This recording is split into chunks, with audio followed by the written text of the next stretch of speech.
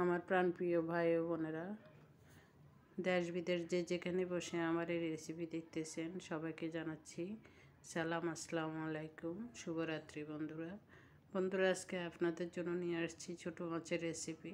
তো সেজন্য এখানে আমি কিছু ছোটো মাছ কুটে দিয়ে পরিষ্কার করে রেখেছি, আর কিছু মশলা, ফ্রেশ মশলা রেডি করতেছি। এখানে মশলা বলতে এখানে আমি একটা পেস্ট করব, টমেটো, কাঁচামরিচ, ধনেপাতা আর কিছু রসুন হ্যান্ড চপার দিয়ে চপ করে নিব। এই হ্যান্ড চপারটা আমি দারাজ থেকে অনলাইনে অর্ডার করে এনেছিলাম। আসলে প্রোডাক্টটা অনেক ভালো পড়েছিল, কারেন্টের বিলও কম, ঝামেলা নেই, কয়েক চাপ দিলে হয়ে যায়। যে আর একটা কড়াই আমি কিছু পরিমাণ সাদা তেল দিয়ে দিলাম গোটা জিরে 1 চামচ, আর দিয়ে দিলাম কিছু পেঁয়াজ কুচি আর ধনেপাতা কুচি।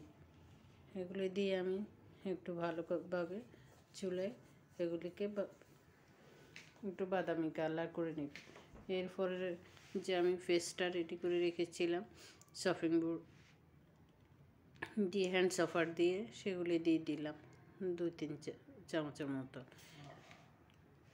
এরপরে পরিমাণ মতো লবণ, হলুদ আর শুকনো মরিচের গুঁড়া দিয়ে দিলাম, লাল মরিচের গুঁড়া,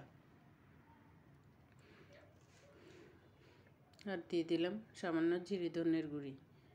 এগুলি দিয়ে একটু আমি মশলাটাকে সামান্য কষিয়ে নেব। পানি দিয়ে দিলাম সামান্য, যেন নিচ দিয়ে না লেগে যায় বা পুড়ে যায় মশলাটা, সেজন্য। এরপরে ধুয়ে রাখা ছোটো মাছগুলি দিয়ে ভালো করে মশলার সাথে মেখে নিচ্ছি।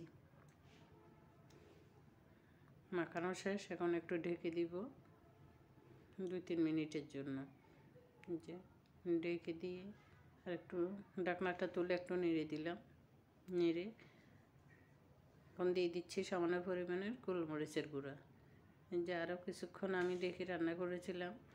মাছটা যখন এরকম একদম ঝোল একদম ঘন হয়ে আসবে, মাখো হয়ে যাবে, ঠিক তখনই উপর থেকে ধনেপাতা কুচি দিয়ে দিলাম। ধনেপাতা কুচি দিয়ে একটু ঢেকে দিব 2 মিনিটের জন্য।